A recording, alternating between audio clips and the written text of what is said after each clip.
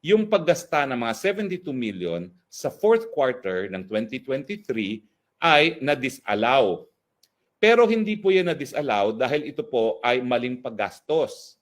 Kung hindi, mayroong mga forms na hindi pa nasusumite ng Office of the Vice President. Iba po yung disallowance dahil mali ang paggastos o linustay or binulsa doon sa disallowance na mayroon lang kulang na mga forms.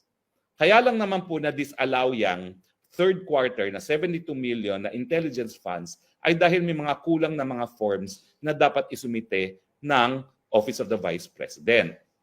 Kung mapapatuloy nga yung disallowance dahil kulang ang form, ang gagawin lang ni BP Sara ay magsusumite ng mga karagdagang form na hinihingi ng Commission on Audit. Di ba po? Dahil wala namang finding na linustay ang pera o mali o di naman kaya maggarbo ang paggastos ng mga confidential funds na yan.